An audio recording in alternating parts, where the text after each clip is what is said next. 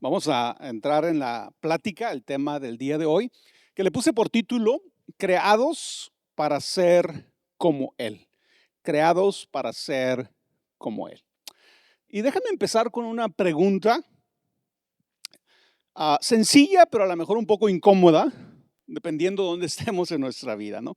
Pero, ¿alguna vez has sentido que estás estancado en tu vida espiritual o en tu crecimiento espiritual, en tu vida emocional, en tu vida intelectual?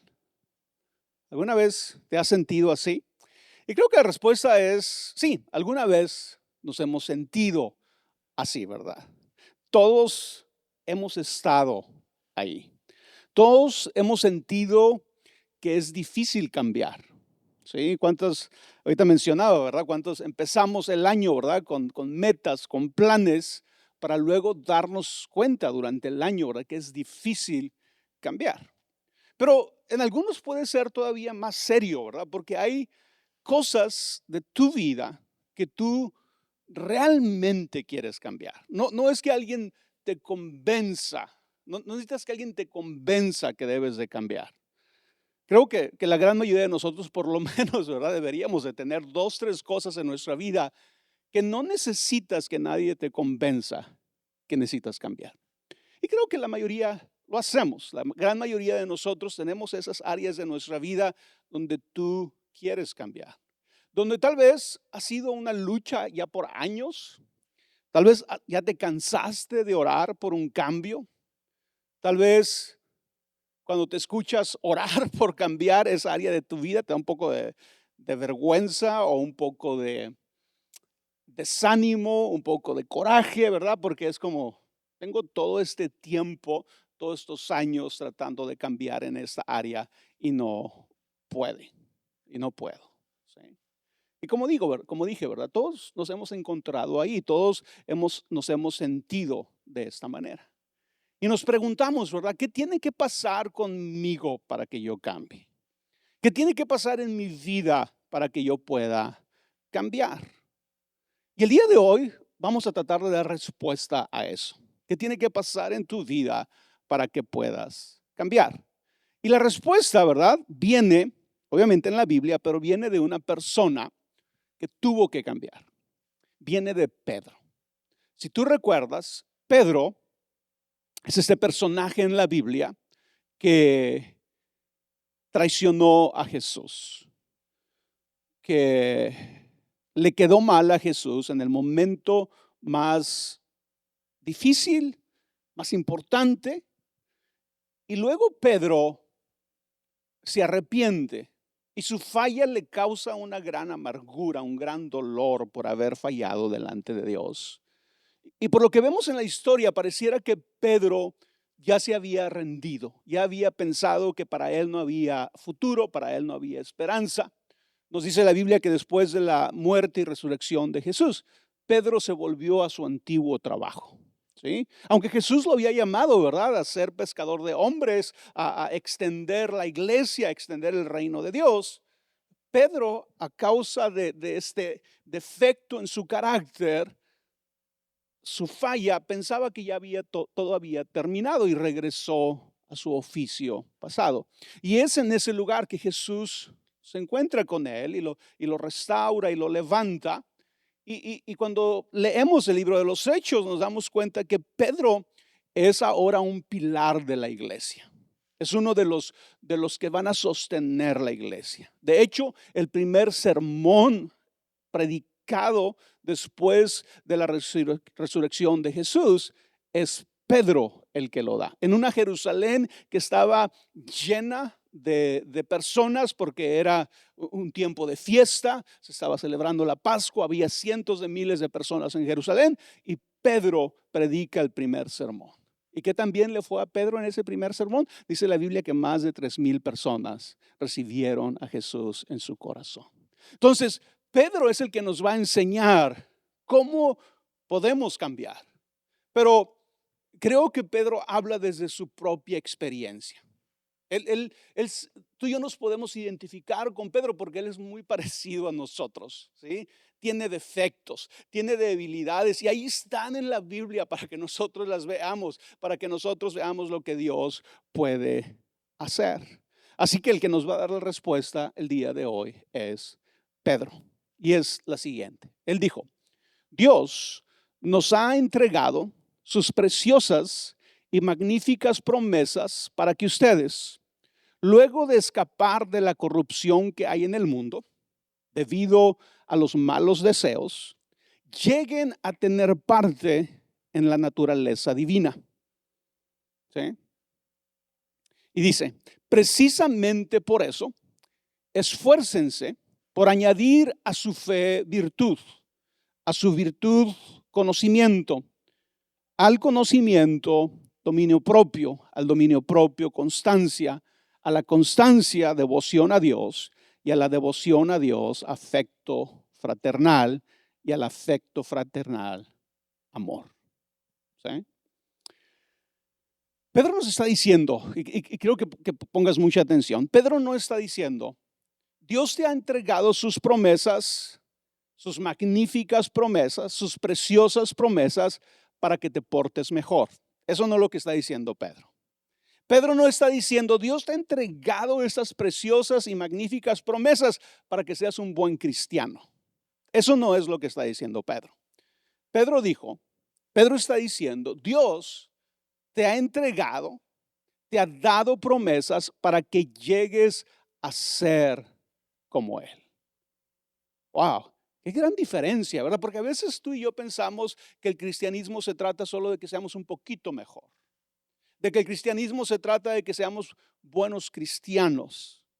Y cuando ponemos ese estándar, ¿verdad? A lo mejor con venir el domingo en la iglesia sientes que ya estás cumpliendo, ¿verdad? Con esta idea de ser buen cristiano porque fui a la iglesia. Pero eso no es lo que nos dice Pedro. Dice Pedro, Dios nos ha dado estas preciosas promesas, estas grandísimas promesas para que tú y yo participemos de la naturaleza divina, para que tú y yo lleguemos a ser como Él. En otras palabras, para que tú y yo reflejemos su carácter, para que tú y yo amemos como Él ama, para que tú y yo pensemos como Dios piensa, para que tú y yo vivamos como Él vive. De eso se trata realmente nuestra fe, de eso se trata realmente el cristianismo. Y cuando tú y yo empezamos a leer este pasaje, ¿verdad? Ya lo leí completo, pero si nos detuviéramos en esta primera parte, ¿verdad? Donde dice que Dios nos ha dado grandísimas promesas, ¿sí? Pudiéramos pensar que Dios va a hacer todo en nuestras vidas, ¿verdad? Que Él se va a encargar de cambiarnos totalmente y que nosotros lo único que tenemos que hacer es esperar, que tú y yo no tenemos que hacer nada. Pero inmediatamente después de decirnos que Dios nos ha dado estas grandísimas promesas, ¿sí? Para que seamos como Él, para que nos parezcamos a Dios, dice precisamente por eso esfuércense. Por esa razón, porque Dios ya te dio lo que tú necesitas para parecerte a Él, esfuérzate. ¿Sí? En otras palabras, Dios ya hizo su parte. Ahora te toca hacer la tuya. Y eso es muy importante que tú y yo lo entendamos, porque a veces tú y yo, cuando estamos tratando de cambiar o estamos tratando de crecer, ¿verdad? Regularmente llegamos a Dios con la misma petición. Señor, cámbiame. ¿Cuántos se identifican? ¿Sí? Pedimos lo mismo, oramos lo mismo. Señor, cámbiame. Y Señor, cámbiame. Y Señor, cámbiame, ¿verdad? Y tal vez Dios está escuchando nuestra oración como, no puede decir otra cosa, ¿no? Es como, ¿verdad? Porque no hemos entendido bien. Señor, cámbiame. Es como si tú y yo le dijéramos a Dios, Dios, tú no has hecho tu parte todavía en esto que está pasando en mi vida. Señor, cámbiame, Señor, yo aquí estoy, pero tú no haces lo que a ti te toca, Señor. Pero Pedro está cambiando esa ecuación totalmente y está diciendo, no, Dios ya hizo su parte. Dios ya nos dio bendiciones, Dios ya nos dio sus promesas, Dios ya nos dio su palabra. Ahora nos toca a nosotros hacer nuestra parte. Y déjame decirte algunas cosas que Dios ya te dio. Él ya te dio la vida. Aquí estamos, aquí estás. El otro día estábamos platicando algunos hombres, no me acuerdo quién era, ¿verdad? Pero alguien estaba mencionando de las posibilidades en el universo de que tú estés aquí, de que tú existas, tú como individuo, como persona, tal y como tú eres. Las posibilidades de que tú estés aquí es como, o sea, es increíble, ¿verdad? Es un número grandísimo. En otras palabras, ¿verdad? Casi el que tú estés aquí, tú con tu esencia, con quien tú eres, es un milagro. Y estás aquí, Dios te dio vida. No solamente esto, Dios te creó a su imagen. Desde que fuiste concebido en el vientre de tu madre, Dios te creó a su imagen. Dios dio a su hijo para salvarte. ¿Verdad? Los que vivimos después de la venida de Jesús, hace más de 2000 años que Jesús mandó a su hijo para salvar a la humanidad y para salvarnos a nosotros individualmente. Dios ya te dio su espíritu y Dios prometió nunca dejarte, aun cuando fallas, aun cuando te equivocas. Él prometió nunca dejarte. ¿Sí? Así que tú y yo podemos decir con confianza, Dios ya hizo su parte. Nos toca a nosotros hacer la nuestra. Nos toca a nosotros crecer, avanzar, construir con lo que Dios ya nos dio. Tal vez cuando tú piensas en tu vida, tú piensas, es que yo no tengo, Roberto, con qué crear una mejor vida. No ignores lo que Dios ya te dio. ¿Sí? Aún cuando no tuvimos el mejor crecimiento tal vez en nuestra familia, a lo mejor no tuvimos las mejores oportunidades, a lo mejor no fuiste a la mejor escuela, ¿verdad? A lo mejor no tuviste la mejor familia, los mejores padres. Aún con todo eso, lo que tú has recibido de Dios es valioso y tiene un potencial increíble de que tú puedas construir sobre lo que Dios te dio. El simple hecho de que fuimos creados, no es simple, ¿verdad? Pero el hecho, mejor dicho, de que fuimos creados a la imagen de Dios, nos habla que tú y yo podemos construir sobre eso que Dios nos dio. Así que ahora nos toca a nosotros, construir sobre lo que Dios nos ha dado. Y cuando ves de cerca este pasaje que leímos de Pedro, pudiéramos considerarlo como una especie de mapa de crecimiento. Pedro nos está diciendo, mira, aquí te voy a decir cómo tú puedes crecer espiritualmente, emocionalmente e intelectualmente. Te voy a decir cómo puedes cambiar. Y si todavía miramos con más atención, pudiéramos tomar este mapa de crecimiento y dividirlo en 3 áreas de las cuales nos habla Pedro en este pasaje. Número 1, mi vida interior. Cuando tú y yo vamos a cambiar, cuando tú y yo vamos a ser transformados, se tiene que tocar nuestra vida interior. Pero luego también nos va a hablar de nuestros hábitos. Y por último nos va a hablar de nuestras relaciones. Esas 3 esferas esenciales, ¿verdad? Fundamentales de la vida del ser humano, ¿verdad? Encierra quiénes somos, ¿verdad? Dónde nos movemos, cómo interactuamos en el mundo. Y Pedro nos va a explicar cómo este mapa de crecimiento sigue estas 3 áreas. Mi vida interior, mis hábitos y mis relaciones. Vamos a empezar con la vida interior. Pedro empieza con la vida interior porque toda transformación verdadera empieza justamente dentro de ti. Todos los cambios que se han dado en tu vida a lo largo de tu vida, se han dado gracias a que se dieron primero dentro de ti. ¿Sí? Por eso yo ahorita decía, ¿verdad? Qué importante es cuando tú estás convencido que necesitas cambiar. Mientras tú necesitas que alguien más te convenza que necesitas cambiar, las posibilidades de que cambies son cada vez menores. Tú necesitas estar convencido de que tienes que cambiar. Si alguna vez has escuchado, yo nunca he estado, ¿verdad? Pero he escuchado, he leído un poco. los programas como Alcohólicos Anónimos, ¿qué es lo primero que un alcohólico tiene que hacer?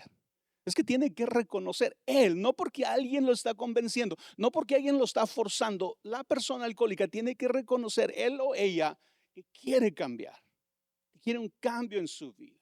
¿Sí? Y lo mismo sucede en todos nosotros. Tiene que empezar en nuestro interior. Porque aún tú y yo somos testigos que cuando tú y yo hemos hecho cambios externos solamente, ¿qué nos pasa? Si el cambio no es interno primero, ¿qué nos pasa? No dura. ¿Sí? ¿Cuántos de nosotros dijimos, de ahora en adelante voy a ser más amable? Voy a hablar mejor, ¿verdad? Y sí, lo intentaste un día, 2 días y para eso te alcanzó. ¿Por qué? Porque es solamente un cambio externo. Pero tiene que empezar primero en nuestro interior. Así que, hablando de esto, Pedro dice, esfuércese, porque Dios ya nos dio todo lo que necesitamos para parecernos a Él, para participar de la naturaleza divina. Esfuércense, dice Pedro, y añadan a su fe. Así que Pedro empieza dando por sentado que todos nosotros tenemos fe, porque obviamente le está escribiendo a creyentes. Esta carta es para nosotros, ¿verdad? Entonces él asume que tú y yo tenemos fe. En otras palabras, tú crees en la existencia de Dios, ¿verdad? Estás aquí porque crees en la existencia de Dios. Y no solamente crees en la existencia de Dios, ¿verdad? Descansas en Dios. Crees que eres salvo, no por lo que tú haces, sino por lo que Dios hizo por nosotros. ¿Sí? Y Pedro dice, a eso que ya tienes, a tu fe, si este es tu primer día en la iglesia, pero tú dices, pero yo creo en Dios y yo creo que Él es mi Salvador, se aplica a ti este pasaje. Tú tienes la fe. Dice Pedro, añadan a su fe. En otras palabras, en la fe es donde todo comienza. Si verdaderos cambios van a llegar a nuestra vida, tienen que empezar en la fe, en nuestra vida de fe. Y te voy a decir por qué. Porque la fe es confiar lo suficiente en Dios como para obedecerlo. Y aquí quiero que, especialmente si eres nuevo, entiendas esta diferencia. En la Biblia, cuando tú escuchas la palabra fe, cuando tú hablas la palabra fe, muy pocas veces está hablando de creer que Dios existe. Muy pocas veces. La Biblia da por hecho que creemos que Dios existe. Cuando la Biblia habla de fe, realmente está hablando de confiar en Dios. ¿Sí? Y es muy parecido a una relación personal. ¿Sí? Tú no necesitas fe, ¿verdad? Para voltear a ver a una de las personas que estamos aquí y decir, esta persona que está aquí es una persona, ¿verdad? Tus ojos la ven, ¿verdad? Tú puedes voltear a ver a las personas que están a tu lado y decir, sí, aquí está una persona. ¿Sí? Y Pablo haría un argumento parecido. Pablo diría, ¿sabes qué? La evidencia de que Dios existe está al alcance de todos. Dios se ha revelado de tal manera, dice Pablo, que nadie tiene excusa de no creer en la existencia de Dios. Entonces, todos creemos, ¿verdad?, en la existencia de Dios, o deberíamos de creer en la existencia de Dios. Pero luego vamos a hacer el segundo ejemplo. ¿Cuántos de ustedes saben si puedes confiar en la persona que está a tu lado? Eso ya es diferente, ¿verdad? Yo sé que estás aquí, yo sé que existes. Y eso es lo más fácil. Confiar en ti es otro escalón. ¿Por qué? Porque tengo que conocerte. Tengo que saber qué piensas. Tengo que saber cuáles son tus principios. Tengo que saber cuáles son tus decisiones. Tengo que saber cómo manejas tu vida, tu matrimonio, tu dinero. Tantas cosas para saber si puedo confiar en ti. Entonces, cuando la Biblia habla de fe, en su gran mayoría de las veces está hablando de confiar en Dios. Y esa es esa fe a la que Pedro se está refiriendo. Tienes que empezar con fe si vas a cambiar. Y confiar, entonces fe es confiar lo suficiente en Dios como para obedecerlo. Tal vez tú, cuando sabes cuál es la voluntad de Dios para tu vida, sabes cuáles son los principios de Dios para tu vida, pero te encuentras regularmente, ¿verdad? Dándote cuenta que no los obedeces, no los pones en práctica. Y a lo mejor vas a tu casa, ¿verdad? Y te metes a tu cuarto y te das golpes, ¿verdad? No físicamente, ¿verdad? Pero te das golpes de pecho, te das golpes, ¿cómo podemos decir? Emocionales. Soy terrible, soy el peor, soy la peor, ¿verdad? ¿Qué está mal conmigo, verdad? O sea, y a lo mejor la respuesta es mucho más sencilla. Y la respuesta es que no has aprendido a confiar en Dios al punto que lo obedezcas. Si tú me das un consejo, ¿verdad? Vamos a suponer que yo recibo de ti un consejo en el área de finanzas. Y tú me dices, Roberto, mira, haz esto. Si das estos 3 pasos, mira, esto va a pasar en tu vida en el área financiera. Yo te voy a escuchar, ¿verdad? Pero si yo no confío en ti, si yo tengo dudas de dónde sacaste esa información, si tu vida misma no refleja eso que me estás tratando de enseñar, no voy a estar motivado a poner en práctica lo que tú me estás diciendo. ¿Por qué? Porque no confío en ti. ¿Sí? Si alguien te da un consejo, ¿verdad? Tú deberías hacer esto en tu matrimonio, ¿verdad? Y no puedes confiar en esa persona, no vas a ponerlo en práctica. Obviamente no estamos conscientes de que lo mismo está sucediendo en nuestra relación con Dios. Pero nuestra fe tiene que ser lo suficiente para obedecer a Dios. Tenemos que confiar en Dios lo suficiente para obedecerlo. Especialmente porque a veces el obedecer a Dios parece contraproducente. Ahorita me tocó el tiempo de levantar la ofrenda, ¿verdad? Pero el consejo de Dios para que tú y yo prosperemos es que tú y yo debemos de desprendernos de una porción de lo que tenemos. Ese es principalmente, ¿verdad?, el principio que tú y yo encontramos en la Biblia. Para que tú prosperes, para que Dios te pueda bendecir, dice Dios, lo que tienes que hacer es tienes que desprenderte, tienes que soltar, tienes que dejar ir algo que ya tienes. En nuestra lógica humana, la mayoría de nosotros decimos, eso no tiene sentido. ¿Sí? Tiene sentido ahorrar. Tiene sentido acaparar más. Tiene sentido que yo me quede con más si yo quiero prosperar. Pero Dios dice, no. El secreto es que seas una persona generosa. Así que cuando vamos a practicar ese principio, ahí se pone a prueba nuestra confianza en Dios. ¿Confío lo suficientemente en Dios para obedecerlo o dudo? ¿Confío lo suficientemente en Dios para dar este paso o no lo puedo hacer? Tenemos que confiar en Dios. Y déjate ver la definición de confiar. Confiar es depender en la fidelidad de otro. Es descansar en su palabra y carácter. Cada vez que tú y yo obedecemos la palabra de Dios, es un voto de confianza a Dios. Le estamos diciendo a Dios, Dios, yo creo en tu palabra, yo creo en tu carácter. ¿Sí? Entonces, dice Pedro, todo empieza en la fe. Todo empieza en tu confianza en Dios, porque es lo que te va a permitir poner en práctica la palabra de Dios. Dios te dice, ¿quieres ser una persona más libre? ¿Quieres ser una persona más alegre? Perdona. Jesús va al extremo de decir que si nosotros no perdonamos a quienes nos ofenden a nosotros, Dios no nos puede perdonar a nosotros. Entonces, el consejo de Dios, la sabiduría de Dios es, ¿tú quieres ser una persona más libre, más alegre, más completa, más íntegra? Perdona.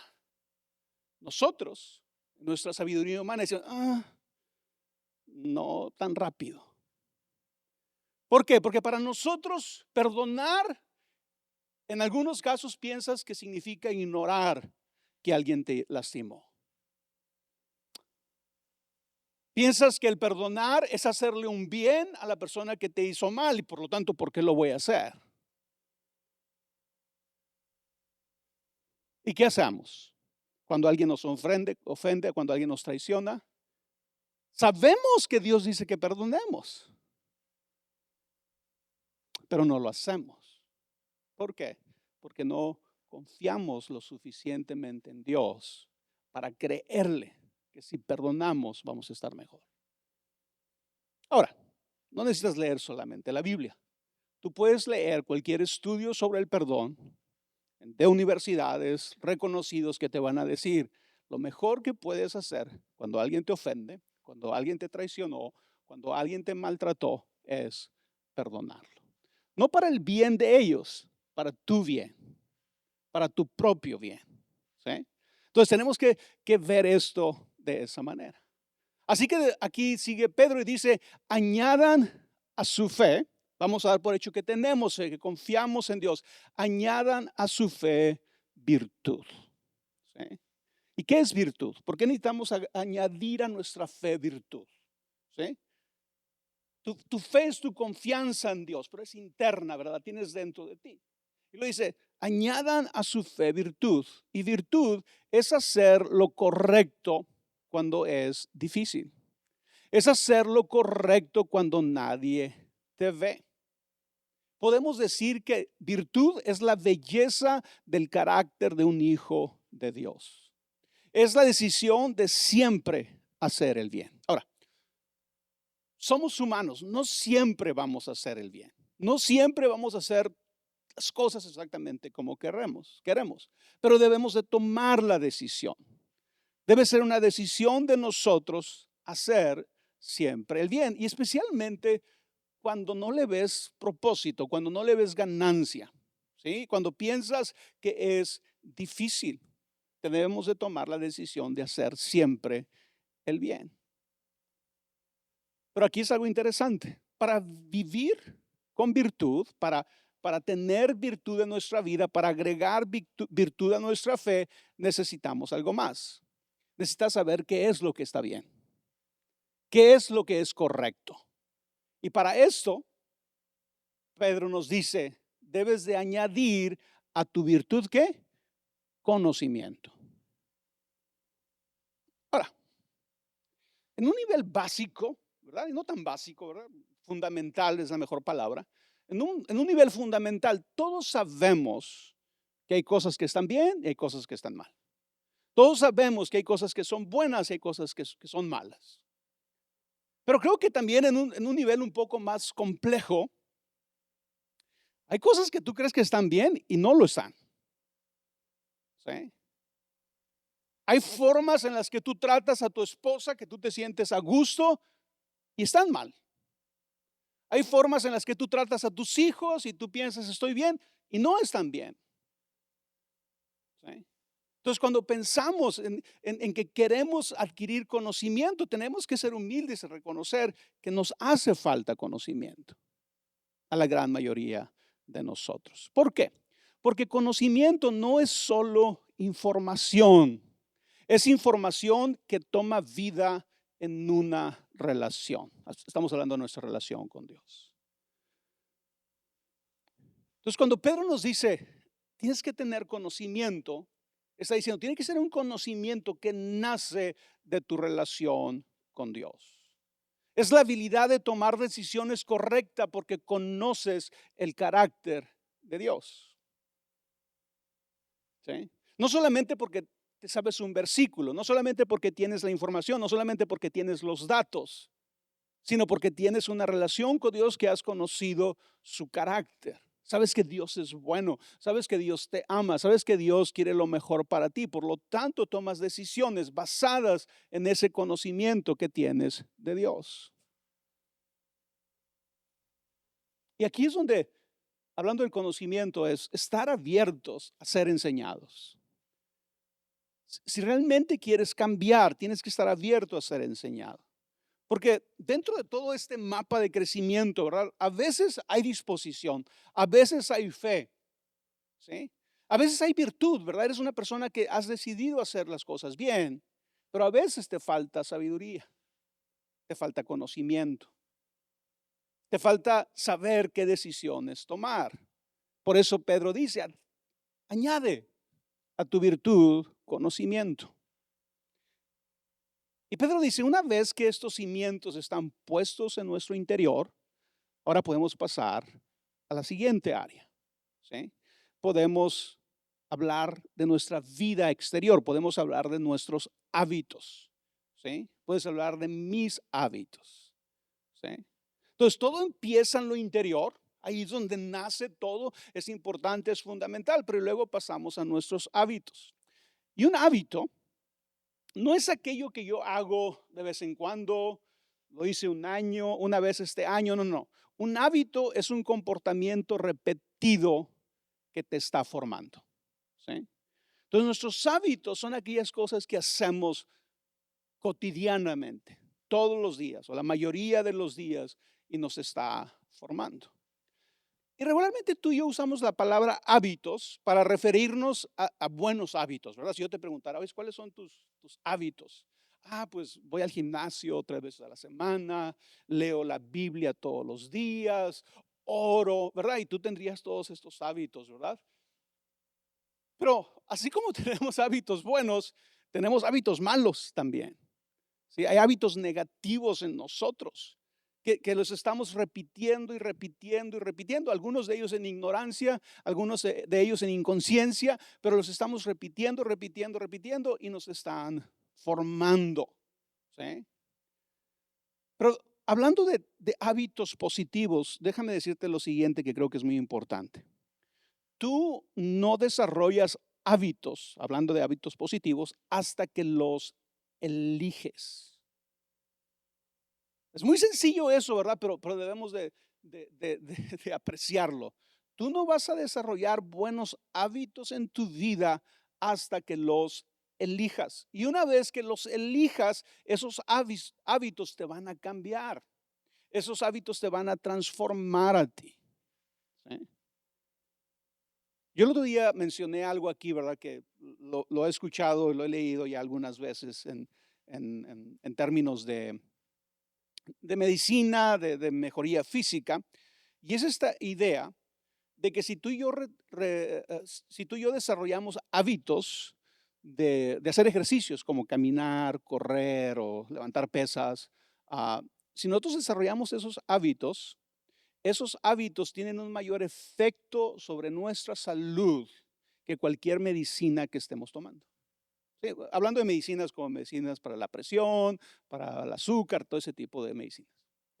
El hábito es esa herramienta que realmente nos puede transformar, que puede transformar cómo está tu cuerpo. La medicina te va a mantener, la medicina ¿cómo se puede decir? Va a hacer que toleres lo que está mal en tu cuerpo, ¿verdad? Que no sientas tanto dolor, que no te sientas mal. Pero el ejercicio, el hábito del ejercicio realmente tiene el potencial de cambiar tu esencia a nivel molecular de lo que está pasando en tu vida, en tu cuerpo, ¿sí? Entonces, creo que es un buen ejemplo para entender esto, ¿verdad? Tú no vas a desarrollar buenos hábitos a menos que decidas cuáles son, que los elijas. Y una vez que los practicas, esos hábitos te van a transformar a ti. Así que con ese pensamiento, ¿verdad? Dice Pedro que a todo lo que ya hablamos, ¿verdad? Que se quedó en conocimiento, dice, ahora agrégale a tu conocimiento dominio propio, ¿sí? ¿Y qué es el dominio propio? El dominio propio es constancia en obedecer a Dios aún cuando no ves resultados. Es la capacidad de seguir cuando todo en ti quiere parar, ¿sí? Eso es constancia. Y es una de las áreas, ¿verdad?, más difícil que todos enfrentamos. ¿Cómo me convierto en una persona constante en esto bueno que quiero hacer? En esta meta de principio de año, ¿verdad? ¿Cómo desarrollo constancia? Es a través del dominio propio, ¿sí? Entonces, a nuestro conocimiento de lo que está bien y de lo que está mal, de nuestro conocimiento de lo que Dios quiere para nosotros, tenemos que añadirle constancia, ¿sí? Otra vez, constancia es obedecer a Dios aún cuando no ves resultados. Porque mira, Regularmente es así. No es como si tú y yo, ¿verdad? Recibimos una palabra de Dios, el día de hoy descubres algo que Dios quiere que tú hagas, la voluntad de Dios. No es como que salimos de este lugar e inmediatamente nos volvemos constante en ello, ¿sí? Y no solamente eso, no es porque la primera vez que lo hagas vas a ver los resultados. Es más, yo casi te lo garantizo. No quiero parecer como que no soy un hombre de fe, ¿verdad? Pero regularmente, la gran mayoría de las veces, aun cuando empezamos a obedecer a Dios, no vemos los resultados inmediatamente. No los vemos. ¿Por qué? Porque son cambios graduales, va a suceder poco a poco. Pero ¿sabes qué? Lo que sucede es que si tú te mantienes constante, en esa constancia va a llegar ese punto de quiebra donde va a suceder lo que estás buscando. Déjate lo explico de esta manera. Digo, y eso es lo que yo entiendo, ¿verdad? Pero si tú eres una persona que dices, yo quiero empezar a caminar o correr, ¿ok? Se dice que el número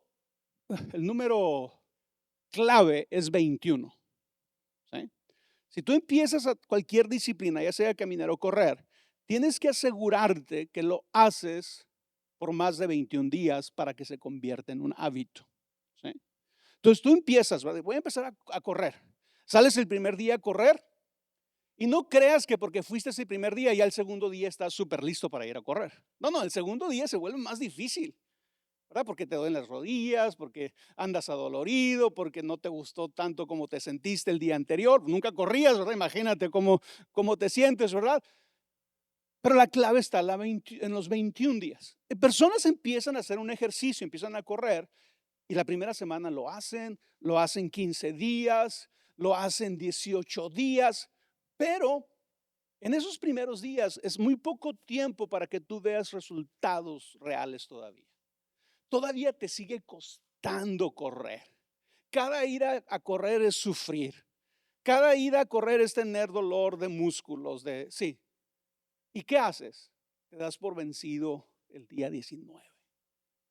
No, esto no funciona. No, esto no es para mí. No, nada está pasando. Lo que tú no sabías es que si tú hubieras seguido constante, iba a pasar el día 19, iba a pasar el día 20, iba a pasar el día 21, ¿verdad? Y no quiero decir que en el día 22, pero tal vez en el día 25 te ibas a levantar a correr y te ibas a sentir diferente.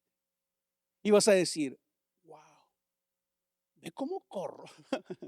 Ve qué liviano me siento. Ve qué fuerte me siento. No sabía que podía disfrutar correr. No sabía que me gustaba correr. ¿Por qué? Porque lograste la constancia. Gran parte de los cambios que no llegan a nuestra vida es que nos rendimos antes de tiempo. Dejamos de buscarlos antes de tiempo. Así que cuando somos constantes en los buenos hábitos que hemos elegido, entonces podemos pasar al siguiente paso. Y dice Pedro, añadan a su constancia devoción a Dios. Fíjate dónde llega la devoción a Dios. Después de cuántos escalones llega la devoción a Dios. Y devoción a Dios es poner a Dios en el centro de nuestra vida, ¿sí? Es vivir conscientes de Dios y caminar con Él. Es acercarte a Jesús diariamente. ¿Por qué no está la devoción como el primer paso? ¿Verdad? Es muy espiritual. ¿Qué más espiritual que poner a Dios como el centro de nuestra vida? Pero Pedro sabe, es que no lo vas a poder poner a Dios como el centro de tu vida. Si primero no tienes fe, si primero no tienes virtud, si primero no tienes conocimiento, si primero no eres constante, no vas a poder poner a Dios en tu vida. El poner a Dios en primer lugar en nuestra vida, como el centro de nuestra vida, llega en el punto correcto, llega aquí, ¿sí? Y de acuerdo a Pedro, ¿sí? Todo esto, todo lo que yo he estado hablando, debe de impactar positivamente esta tercera esfera de nuestras vidas, nuestras relaciones personales. todo en la fe cristiana, todo en la espiritualidad culmina con esto: cómo nos relacionamos con los demás. Los 10 mandamientos, ¿verdad? Tal vez no nos sepamos todos de memoria, pero tenemos una idea de los 10 mandamientos. Los 10 mandamientos, los cuatro primeros mandamientos hablan de tu relación con Dios. Es lo que Dios espera de ti, es lo que Dios espera que tú hagas. Pero ¿sabes de qué se tratan los 6 últimos mandamientos de los 10 mandamientos? De cómo nos relacionamos entre nosotros.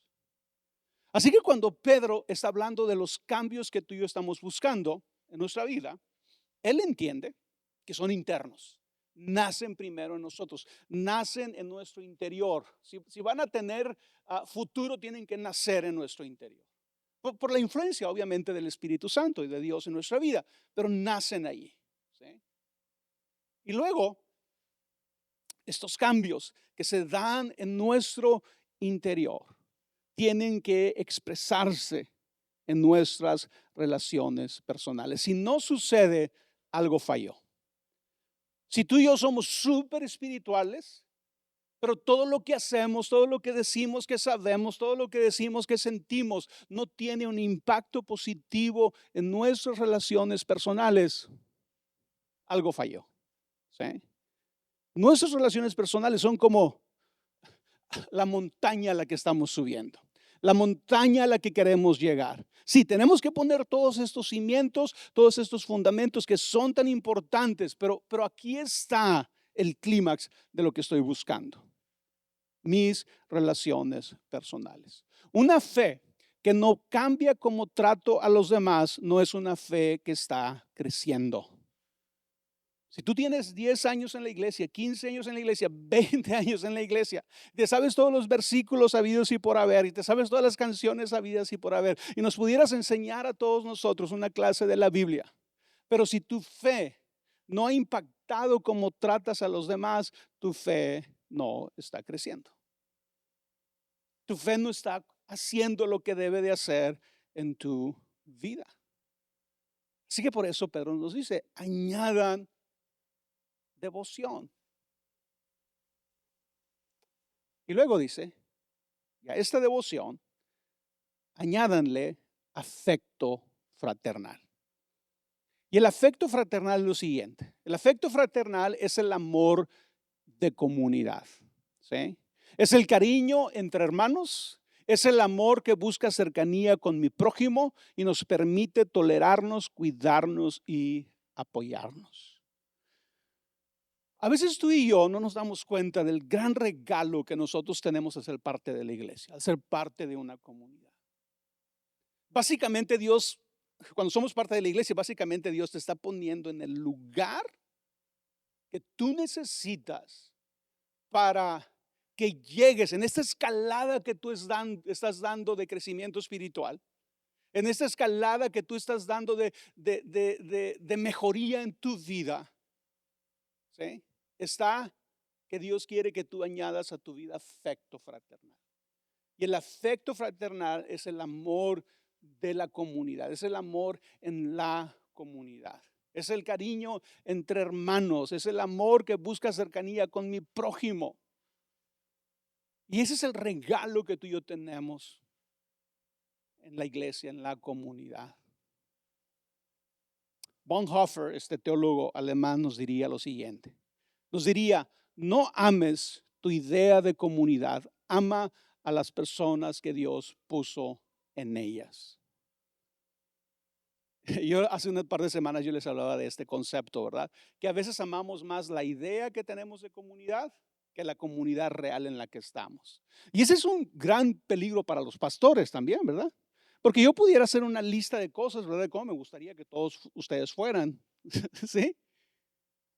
Y yo pudiera amar esa idea que yo tengo de cómo la gente tiene que ser. Pero Dios me llamó a amar la comunidad en la que estoy. Pero ese principio se aplica para todos, ¿verdad? No necesitas ser solo pastor. Hay muchas personas que vienen a la iglesia y siempre salen criticando algo, ¿verdad? Porque alguien no hizo lo que se debería hacer, porque alguien no dijo lo que se debería decir, porque el pastor, porque el líder de alabanza, porque el maestro de niños. Siempre hay una queja. Y es, no ames tu idea de la comunidad, ama a las personas que Dios puso en ella. Y en este crecimiento, en estos cambios que Pedro nos está hablando, Pedro llega al punto más alto y dice, añade a tu afecto fraternal amor. Y a veces para nosotros puede ser un poquito confuso, porque estamos acostumbrados en el español, ¿verdad? Que primero dice, añade afecto fraternal, añade amor, ¿verdad? Pudiéramos decir. Y luego nos vuelve a decir, y ahora añade otra vez amor. Y es, ¿por qué? Pero en el lenguaje original, Pedro está utilizando diferentes palabras. ¿Sí? Y cuando tú y yo leemos, añade afecto fraternal, está usando una palabra específica que significa el amor de comunidad, el amor entre hermanos. Pero luego cuando él dice, agrega tu afecto fraternal amor, está usando una palabra muy específica, está usando la palabra amor ágape. Y ese amor ágape es el amor de Dios. Cuando la Biblia dice que Dios nos ama, Dios no nos tiene afecto fraternal. ¿Sí? Dios nos tiene amor ágape. ¿Y cómo es el amor ágape? Es un amor incondicional. Quiero que pienses por un momento, para aquellos que pensaron, Roberto, yo no necesito crecer tanto. La meta de Dios para cada uno de nosotros es que tú y yo amemos como Él ama. ¿Cómo ama a Dios? De una manera incondicional. ¿Cuál era el propósito de Dios de darnos esas magníficas y preciosas promesas? Que fuésemos como ¿quién? Como Él. Y todo este mapa, ¿verdad? Que nos dio Pedro, nos está llevando al punto más alto. ¿Sí? Tienes que llegar a amar como Dios. Ahora, el amor incondicional es por algo el amor de Dios. Es el amor más difícil. Es amar a alguien incondicionalmente. La gran mayoría de nosotros no sabemos. Tal vez aprendemos con nuestros hijos, pero aún así batallamos. Especialmente, ¿verdad? Cuando sentimos que alguien no se merece nuestro amor, alguien no se ganó nuestro amor, alguien no hizo lo que tenía que hacer, especialmente si alguien nos falló. Es muy difícil el amor incondicional, pero esa es la meta de la fe cristiana. Así que Pedro nos entrega un mapa para llevar nuestra fe a su expresión más alta, el amor. ¿Y sabes por qué? Porque con todo lo importante que es la fe, y te lo estoy diciendo yo en la iglesia, con todo lo importante que es la fe nunca es suficiente. La fe nunca es suficiente. Dijo Pablo, si tuviese toda la fe, de tal manera que trasladase los montes, y no tengo amor, nada soy. Wow, aquí nos damos cuenta. La meta es el amor. No te pones de pie. Y déjame terminar con esto. Crecer no es automático. Tú no vas a crecer solamente por venir a la iglesia. Te va a ayudar, pero no se requiere algo más. No es como, oh Dios, tú haz lo que tú tienes que hacer en mí, yo aquí estoy esperando. No, tienes que esforzarte. Madurar no es accidental. Parecerte a Dios no sucede por casualidad. Tenemos que buscarlo. Sucede cuando tú y yo trabajamos junto a Dios en nuestra transformación. Acuérdate lo que dije. Dios ya hizo su parte. Dios ya nos dio lo que tú y yo necesitamos para parecernos a Él. Y gracias a Dios, Él no espera que nos parezcamos a Él de la noche a la mañana. Él sabe que es un proceso y que nos va a tomar tiempo, que nos va a tomar años, nos va a tomar toda la vida y aún así no va a ser suficiente. Vamos a ser como Él cuando lo veamos. cuando estemos en su presencia. Pero el proceso empieza hoy, el proceso empieza aquí en la tierra, aquí en nuestra vida. Y es trabajar junto a Dios, reconociendo que Él ya nos dio la parte, ahora nosotros tenemos que hacer nuestra parte. Él pone su poder, nosotros ponemos nuestro esfuerzo. Él pone su espíritu, nosotros ponemos nuestra disciplina. Él pone sus promesas, nosotros ponemos nuestra obediencia. Tú y yo empezamos a hacer nuestra parte. Y yo les decía, ¿verdad? Que tal vez algunos de nosotros, algunos de los que están aquí, se pregunten, ¿por qué no puedo cambiar? ¿Qué tiene que pasar en mí para cambiar? Tal vez quieres cambiar. Tal vez le has pedido a Dios infinidad de veces que te cambie, pero el cambio no llega. Tal vez el día de hoy es hacer ese cambio de chip en nuestra mente, en nuestro entendimiento y entender, ok, Señor, estoy entendiendo que no tengo que estar viniendo todos los días pidiéndote que me cambies. Tengo que empezar a agradecerte porque tú ya me diste lo que necesito para cambiar. Tú ya me diste grandísimas, bellísimas, hermosas promesas que yo tengo que obedecer, que yo tengo que poner en práctica. Lo que yo necesito más que pedirte que me cambies es obedecerte. Y esa es mi decisión el día de hoy. Dar pasos de obediencia a ti, Señor, a tu palabra, a quien tú dices que yo soy.